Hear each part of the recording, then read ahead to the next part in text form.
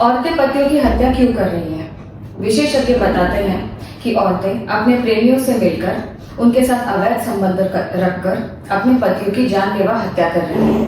आइए जानते हैं कि कैसे समाज की विफलताएं उन्हें इस रास्ते पर चलने पर मजबूर कर देती हैं।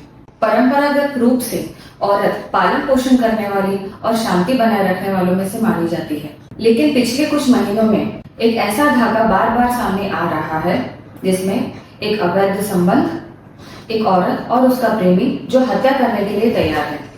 इस साल कम से कम 6 ऐसे मामले सामने आए हैं जिसमें औरतों ने अपने पतियों की हत्या कर दी है। ये कोई गुस्से या पल भर के भाव में किए गए काम नहीं है, जबकि सोच समझकर पूरी प्लानिंग और योजना के साथ किए गए कृत्य हैं।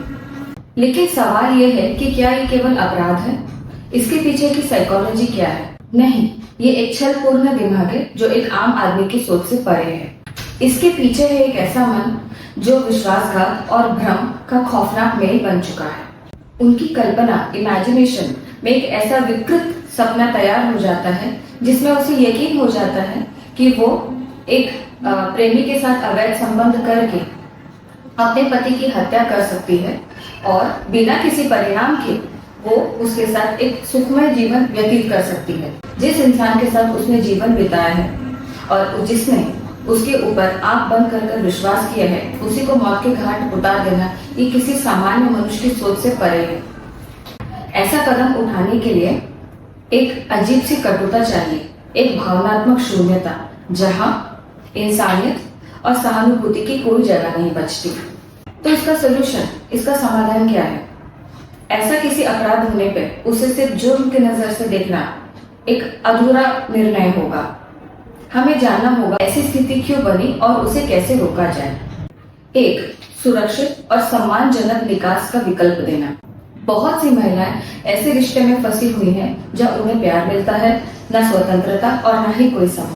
अगर समाज उन्हें अलग होने, तलाक देने और स्वतंत्र रहने के लिए सामाजिक, आर्थिक और मानसिक आधार दे तो कोई भी महिला इस तरीके का निर्णय और किसी की मृत्यु करने की ओर आंख उठाकर भी नहीं देखेगी। 2, कठोर नहीं, समझदारी वाला कानून और सहायता सिस्टम। कानून की पहुंच होनी चाहिए, जस्ट फायरिंग नहीं, सपोर्ट और प्रोटेक्शन। महिला सहायता केंद्र, काउंसलिंग और हेल्पलाइन अगर सक्रिय रूप से काम करें तो इस तरीके के अपराध होना बंद हो सकते हैं। 3, संबंधों में संवाद और जागरूकता। हर रिश्ते में अधिकार के साथ साथ जिम्मेदारी भी होनी चाहिए।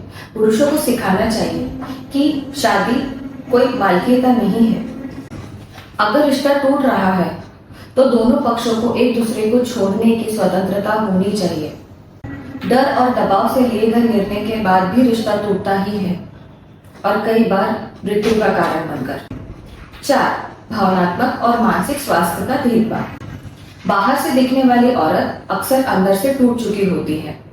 उनके लिए मेंटल हेल्थ, काउंसलिंग और मेंटल हेल्थ और काउंसलिंग सोसाइटी में कॉमन बनना चाहिए। पागलपन नहीं, जरूरत, नीड बनकर सामने आना चाहिए, एक्सेप्ट करना चाहिए। 5, प्रेम को अधिकार नहीं, साझेदारी समझना चाहिए।